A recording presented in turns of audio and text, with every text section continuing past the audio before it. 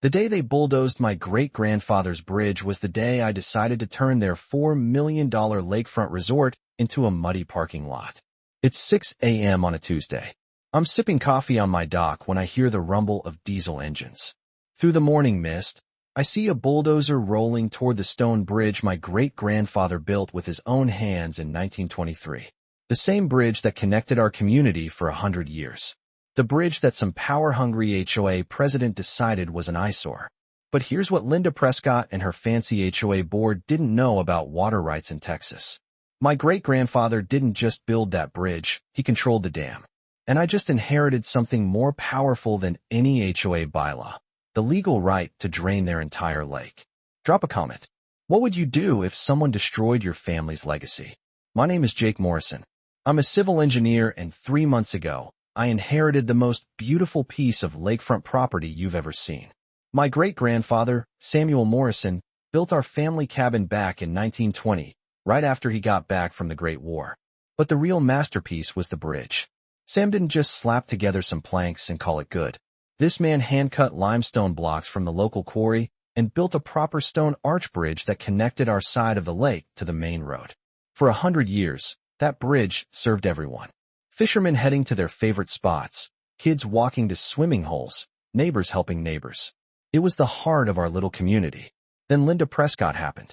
Linda's the kind of woman who wears pearls to the grocery store and drives a spotless white BMW that's never seen a dirt road.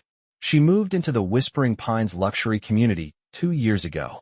That's the fancy development that sprouted up on the other side of the lake like mushrooms after rain.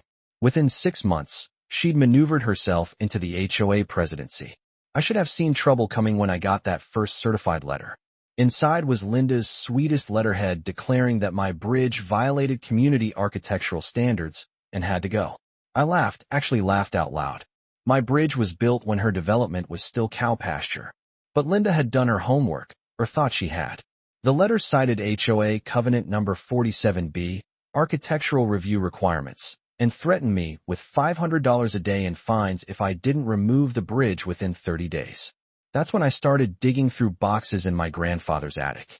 I found the original survey maps, the deed records, and most importantly, the grandfathering clause that specifically protected existing structures.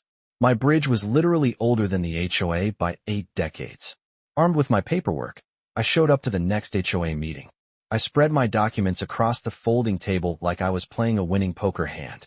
"Gentlemen, ladies," I said, "I believe there's been a misunderstanding." Linda barely glanced at my papers. Her response still makes my blood boil. "Times change, Mr. Morrison. Progress requires sacrifice." She said it with this condescending smile, like she was explaining basic math to a child. The board vote was a foregone conclusion. 5-2 in favor of enforcement. Linda's allies, all recent arrivals with more money than sense, outnumbered the old-timers who actually remembered what community meant. Walking back to my truck after that meeting, I realized something important. This wasn't about architectural standards or community vision. This was about power. Linda saw my humble bridge, my working-class cabin, my beat-up pickup truck, and decided I didn't fit her vision of an upscale neighborhood. She wanted me gone. What I didn't know yet was that Linda had picked a fight with the wrong engineer. See, I didn't just know about building codes and property law. I knew about water. Linda didn't waste time moving from threats to action. Over the next 2 weeks, security guards in matching polo shirts started documenting violations on my property.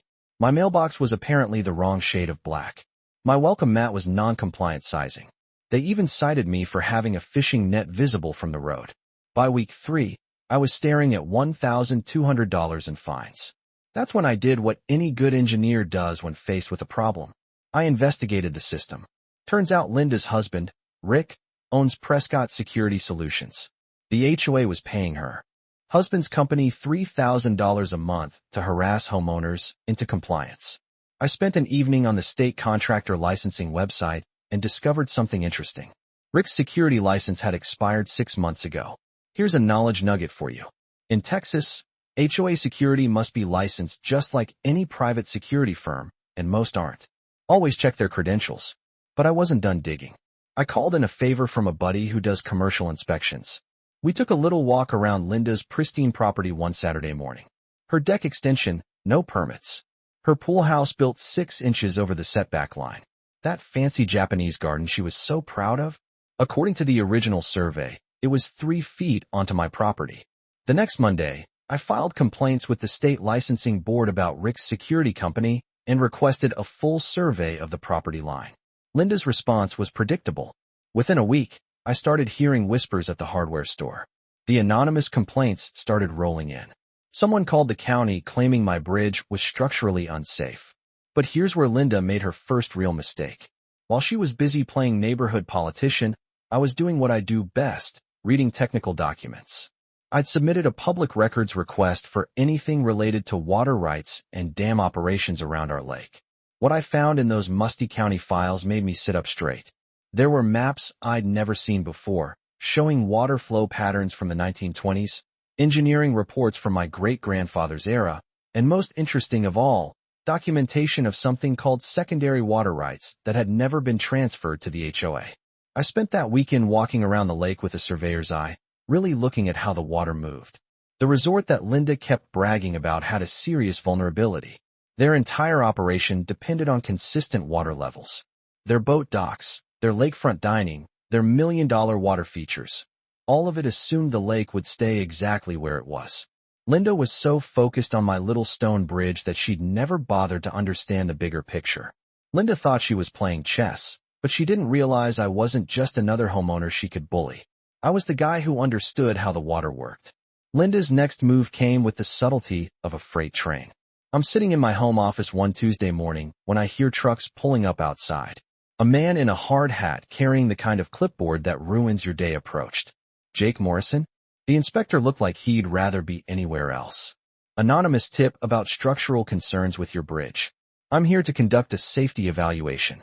Anonymous tip. Right. I could practically smell Linda's expensive perfume lingering in the morning air.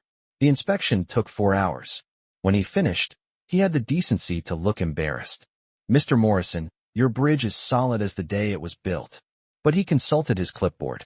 Current code requires seismic reinforcement for structures this size. Estimated cost for compliance is $18,000. You've got 10 days to submit improvement plans or we'll have to condemn it. $18,000 for earthquake protection in Texas, where the biggest seismic event in living memory was when they blasted rock for the new highway. But here's where Linda got clever. The inspector handed me a business card along with the citation. Prescott Construction can handle the work. Rick Prescott gave me a quote for $12,000. I stared at that business card like it was a snake. Rick Prescott, Linda's husband, volunteering to fix the problem his wife had created for $12 grand. That evening, I made some phone calls. The state contractor licensing board confirmed Rick's contractor license had expired 24 months ago. He wasn't legally authorized to perform construction work for hire. Next call was to my buddy at the county building department. Jake, that seismic requirement only applies to new construction and major renovations. Existing structures are grandfathered unless they're actually unsafe. Here's your second knowledge nugget. Water rights in the American West often predate modern property law. They can trump HOA rules, zoning ordinances, and sometimes even eminent domain. Armed with this information, I decided to dig deeper into those water rights documents. What I found in the county archives made my hands shake. My great-grandfather hadn't just built a bridge and a cabin. He'd held secondary water rights to the entire lake system, granted back when this was still ranch country. Those rights included something called flow management authority. In plain English, I could legally control how much water stayed in the lake. I spent the next 2 days studying engineering reports from the 1920s dam construction. The original designers built bypass channels that could redirect water around the main dam. My great-grandfather's bridge wasn't just transportation. It was positioned to control a secondary spillway system. Meanwhile, Linda was busy playing her reputation game. She'd somehow convinced 3 of my neighbors that I was unstable and potentially dangerous. The breaking point came when Linda filed for a restraining order. Claimed I'd made threatening statements about the dam and posed a clear and present danger to community safety. The judge took one look at her evidence, which consisted entirely of my public records requests and my questions at HOA meetings, and tossed it out. But the damage was done. Half the neighborhood now thought I was some kind of unhinged domestic terrorist. That's when I made a discovery that changed everything. I was reviewing the resort's environmental impact study when I noticed something in the fine print. Their bank loan had very specific requirements about water levels. If the lake dropped below a certain depth, their entire $4 million loan would become immediately due. The resort's grand opening was 3 months away. Deposits had been collected for weddings, corporate retreats, fishing tournaments. Linda's family had invested $500,000 of their own money in the project. I sat in my kitchen that night staring at those loan documents and realized something profound. Linda thought she was fighting a battle about HOA rules and property aesthetics. But she'd picked a fight with someone who understood the one thing her entire development depended on. Water doesn't care about HOA bylaws. It flows according to physics and legal precedent, and I was beginning to understand that I held more power than any HOA president ever could. Linda's patience finally snapped the week before Thanksgiving.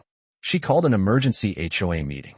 The agenda was simple: vote to authorize immediate bridge removal with or without my consent. The meeting was a circus. Linda had imported some guy claiming to be a structural engineer who'd never actually seen my bridge, but was happy to declare it a death trap. His presentation included phrases like catastrophic failure risk and imminent public danger. The vote was swift and merciless. 7-1 in favor of immediate removal. Contractor will begin tomorrow morning, Linda announced with barely concealed glee. Removal fees of $15,000 will be added to Mr. Morrison's account. $15,000 to destroy something my great-grandfather built with his own hands. That night, I did something I'd never done before in my engineering career. I filed an emergency injunction in county court. The hearing was scheduled for 9 a.m. the next morning, exactly when Linda's contractor was supposed to start demolition. I walked into that courthouse carrying a banker's box full of documents, water rights records, contractor licensing violations, evidence of HOA fund misuse, and structural reports proving my bridge was safer than most county roads.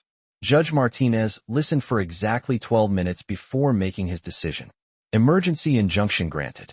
30-day temporary restraining order issued. Mr. Morrison, you have 1 month to resolve this matter through proper legal channels. I called Linda from the courthouse parking lot. Demolition's canceled, I said. You might want to tell your contractor. The silence stretched so long I thought she'd hung up. Then, this is war, Mr. Morrison. Mike, here's knowledge nugget number 3. Emergency injunctions can halt HOA actions if you can demonstrate immediate irreversible harm, but you need documented evidence, not just angry feelings. That afternoon, I discovered something that made Linda's declaration of war feel almost quaint. I was reviewing HOA financial records when I noticed some interesting discrepancies.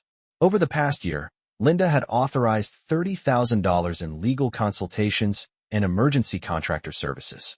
Every single payment went to companies owned by her husband or her brother-in-law.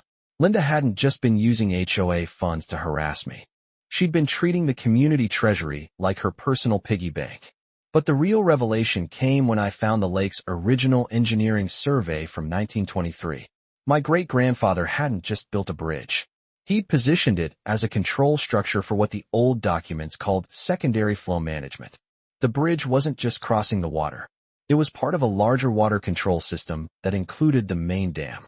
That Sunday evening, I called my old professor from A&M, a guy who specialized in historical water rights law. After I explained the situation, he was quiet for a long moment. Jake, he finally said, if what you're telling me is accurate, you don't just own a bridge. You own water management authority for that entire lake system. That's not an HOA matter anymore. That's federal water rights law. I hung up the phone and walked out to my dock. For the first time in months, I smiled. Linda had declared war, but she had no idea what weapons I was about to bring to the fight. The lake dropped exactly 18.5 inches over the next 6 hours. By sunset, the resort's million-dollar boat docks were sitting in mud, and their grand opening weekend was officially canceled. The bank called their loan that same evening. But here's the thing about water. It's patient and it's fair. Within 24 hours, I'd restored normal flow to the lake. The investors, suddenly very interested in negotiating with the guy who controlled their water supply, made me an offer I could actually respect. Mr. Morrison, said James Chun, the lead investor, we'd like to propose a partnership. You maintain your bridge as a historic landmark. We get guaranteed water levels, and everyone wins. 3 months later, the resort reopened under new management. Linda was long gone. Last I heard, she'd moved to Arizona after facing federal charges for attempted bribery and misuse of HOA funds. The new HOA board established the Morrison Bridge Historic District. My great-grandfather's bridge became the centerpiece of a community heritage trail that actually brought more tourists than Linda's exclusive resort vision ever could have. Property values didn't collapse like Linda had predicted. They actually increased. Turns out people like living in communities with authentic history and neighbors who look out for each other rather than corporate developments run like private kingdoms. My bridge is now listed on the National Register of Historic Places. Every morning I walk across those limestone blocks my great-grandfather laid with his own hands, and I can almost hear him chuckling about how his water management system saved the day. The resort thrives.